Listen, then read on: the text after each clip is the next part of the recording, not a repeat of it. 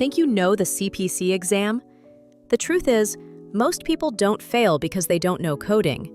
They fail because they get trapped by the hardest types of questions. In this video, I'll break down the 10 trickiest CPC question types and show you exact strategies to beat them. Play along, take notes, and by the end, you'll walk into your exam with confidence. Here's the plan. We'll go through each tough question type, why people trip up, and the exact tip or trick you can use to avoid losing points. Let's dive in. Number 1. ICD-10-CM specificity. These questions look straightforward, but they test whether you can spot tiny differences like initial versus subsequent encounter, acute versus chronic, or left versus right. Missing just one detail makes your answer wrong. Where people get trapped is they stop after finding the first code in the index, but the exam wants you to flip into the tabular list and catch the notes, excludes, and laterality details. Here's your exam day hack. Step 1. Circle keywords in the question stem. Initial, subsequent, left, right, acute, chronic. Step 2. Go index, tabular, never index alone. Step 3. Eliminate any answers that don't match those keywords. If you only have 30 seconds, at least check laterality and encounter type. That saves you from the most common traps. Number 2. Modifiers. These are tiny numbers with huge consequences. The most common traps involve -25, -59, -51, and -24. The exam loves to give you two identical answers, except one has the correct modifier and one doesn't. Students get tripped up by memorizing definitions, but forgetting the trigger phrases in the stem. They see different procedure and think any modifier will work, but the exam is precise. Here's your hack. Modifier -25 equals significant, separately identifiable EM. Modifier -59 equals separate and distinct service. Modifier -51 equals multiple procedures, same session. Modifier -24 equals unrelated EM during post-op. If two answers are nearly identical, scan the stem for the trigger phrase and eliminate the distractor. Number 3. E/M coding. Since 2021, outpatient visits are driven by medical decision-making or time, but many test takers still anchor on history and exam. That's how you overcode. The trap is that exam writers will load the stem with impressive-sounding exams, like a complete history and detailed physical, but the MDM is only moderate. Hack for exam day. Step 1. Circle risk clues, chronic with exacerbation, moderate risk meds, or extensive data review. Step 2. If history and exam are higher than MDM, code MDM. Step 3. Eliminate any answer that doesn't match the MDM level. If time is given and documented, use time as your backup method. Number 4. Surgery coding. The CPC exam tests if you know when procedures are bundled. You'll often see a main surgery and a related minor one in the same stem.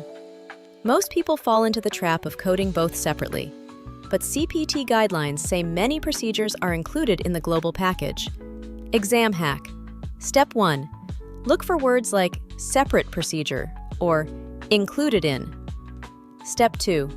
If one answer shows the main code alone and another shows main plus add-on, check CPT notes. Usually the bundled single code is correct. Step 3. Use your tabbed surgery section. Flip to the body system, check for parentheticals, and eliminate any overcoding options. Number 5. HCPCS. These questions slip past people because they expect everything to be CPT. But supplies and drugs often code from HCPCS J codes or level 2 codes. The trap?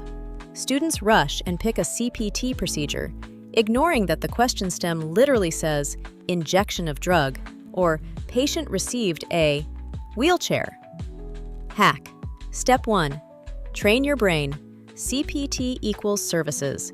HCPCS equals drugs and supplies. Step 2. If you see drug administered, check J codes first. Step 3. If the item is a piece of equipment or supply, eliminate every CPT option immediately and go HCPCS. Number 6. Radiology. These hinge on whether the provider did the technical component, the professional component, or both. Trap. People default to global codes even when the STEM only supports interpretation or supervision. Hack. Performed and interpreted equals global. Supervision only equals technical. Report only equals professional. Eliminate global unless the STEM explicitly says both supervision and interpretation were done. Number 7. Pathology and lab. The challenge here is bundled panels. The exam might list out 4 or 5 lab tests, but all of them roll up into a single panel code. Trap. Students waste time coding each one separately and miss the correct bundled answer. Hack. Step 1. Memorize common panels, like lipid panel or metabolic panel. Step 2.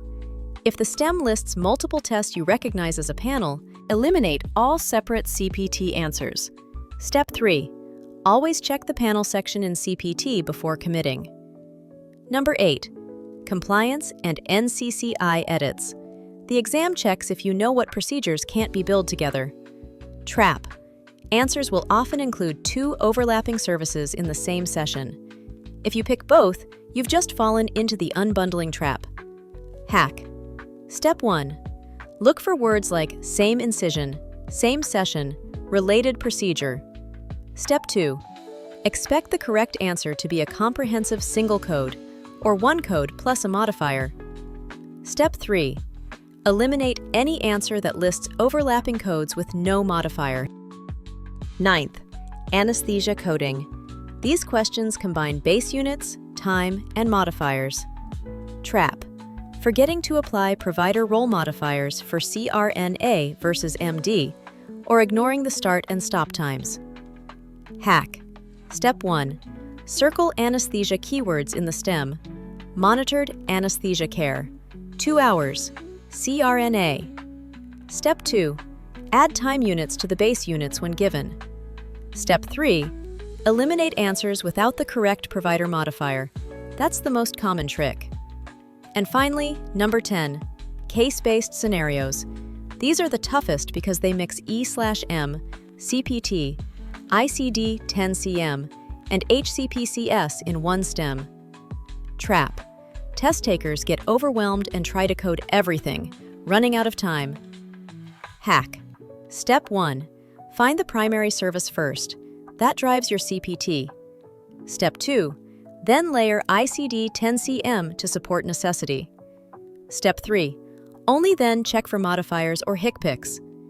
Step 4. Eliminate any answer that doesn't match that primary service. Don't let the extras distract you. Now let's talk about exam day itself. Once you've practiced these strategies, here's how to maximize your score when it counts. Tip 1. 2-pass method. Don't get stuck on the first question that looks tough. On your first pass, answer every quick win you recognize immediately. Then circle back for the case studies and multi-step scenarios on your second pass. Leave at least 15 minutes at the end to double-check your answer grid. Tip 2. Tab and annotate before exam day. Make sure your books are fully tabbed. CPT should have tabs for every major section and common subsections. ICD-10-CM should have guidelines, neoplasm, diabetes, and hypertension tables flagged. And HCPCS should have your J-codes and supply areas marked. Tip 3. Time awareness. Think of it like this. 100 questions in 240 minutes gives you about 2.4 minutes each. Use your timer strategically. If a question takes longer than 3 minutes, mark it, guess if needed, and move on. Tip 4. Spot the clues. Remember, STEMs hide keywords.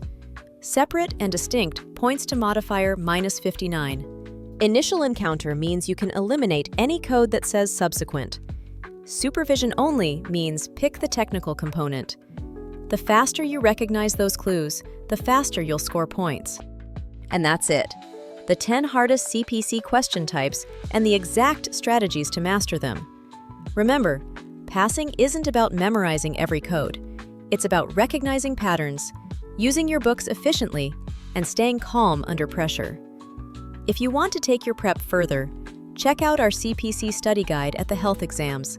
It's trusted by thousands of medical coders every year and walks you step by step through every section of the test. And if you're ready to practice, our 600 CPC practice questions are designed to feel just like exam day, so you can sharpen your timing and get comfortable with tricky scenarios. Both resources are linked below this video. Thanks for watching. Don't forget to like, subscribe, and hit the bell for weekly CPC strategies. And I'll see you in the next video.